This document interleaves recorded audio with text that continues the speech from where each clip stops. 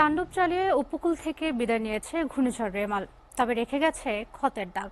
তীব্র ঝড়ের সাথে ভারী বর্ষণ নিঃস্ব করেছে লাখো মানুষকে। ঘরবাড়ি ও সহায় সম্বল হারিয়ে দিগ্ভ্রান্ত উপকূলের মানুষ। এই ক্ষতি কাটিয়ে কিভাবে তারা পুনরায় নতুন করে মাথা তুলে দাঁড়াবেন সেটি নিয়েই এখন দুশ্চিন্তা তাদের। সরকারি হিসাব মতে ঘূর্ণিঝড় রেমালের প্রভাবে অন্তত ১৯ জেলার মানুষ ক্ষতিগ্রস্ত হয়েছে।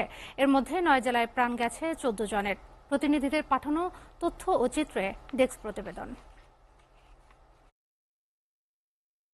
প্রভাবে সৃষ্ট জলোচ্ছ্বাসে খুলনার কয়টা উপজেলায় ৩টি জায়গায় ১৫০ মিটার বাঁধ ভেঙে অন্তত ২০টি গ্রাম প্লাবিত হয়েছে। এতে ভেসে গেছে শতাধিক চিংড়ির ঘের, ভেঙে গেছে কয়েকশো কাঁচা ঘরবাড়ি ও দোকানপাট। রাত জুড়ে ভারী বৃষ্টি ও ঝড়ের তাণ্ডবে উপজেলার ৭টি ইউনিয়নে ব্যাপক ক্ষয়ক্ষতির খবর পাওয়া গেছে। চট্টগ্রামে গভীর রাত থেকে সকাল ১১টা পর্যন্ত ২০৩ মিলিমিটার বৃষ্টি হয়েছে। ভারী বৃষ্টিপাত ও জোয়ারের জলাবদ্ধতা তৈরি হয়েছে নিচু এলাকাগুলোতে। পানি পড়ে দেয়াল ধসে একজনের মৃত্যু হয়েছে। পাহাড় ধসের আশঙ্কায় ঝুঁকিপূর্ণ বসবাসকারীদের সরিয়ে নিতে কাজ করছে জেলা প্রশাসন। গতকালকে কিন্তু অনেকে আমরা নামিয়ে নিয়ে গিয়েছিলাম, তো অনেকে আবার দিনের বেলা আজকে চলে এসেছে। আজকে বিকাল থেকে আবারও মাইকিং করা হয়েছে, তাদেরকে নামিয়ে নেওয়া হয়েছে। আপনারা দেখেছেন এখানে কিন্তু হাজার হাজার কিন্তু ঘরবাড়ি এবং এখানে কিন্তু হাজার হাজার মানুষ বসবাস করছে। তো এর মধ্যে উল্লেখযোগ্য অংশই কিন্তু আমরা সরিয়ে নিয়েছি। ঘূর্ণিঝড় রিমালের তাণ্ডবে বরিশালে ৬ ফুট উঁচুতে প্রবাহিত হচ্ছে সব নদীর পানি। পানিবন্দী হয়ে পড়েছে কয়েক লাখ মানুষ।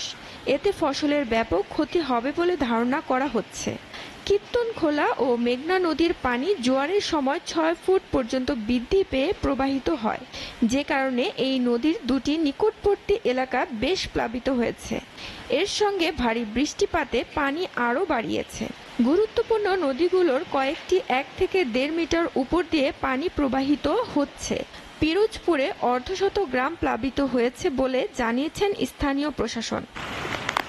ঝালকাঠির সুগন্ধা ও বিশালখালী নদীর পানি স্বাভাবিকের চেয়ে বেড়ে ৭ থেকে ৮ ফুট হয়েছে, যা বিপদসীমার ৬৯ সেন্টিমিটার দিয়ে প্রবাহিত হচ্ছে।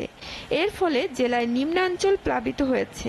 প্রবল বাতাসের কারণে আঞ্চলিক মহাসড়কের পাশে থাকা গাছ উপড়ে যান চলাচল বন্ধ রয়েছে। এসিটিভি নিউজ ডেস্ক।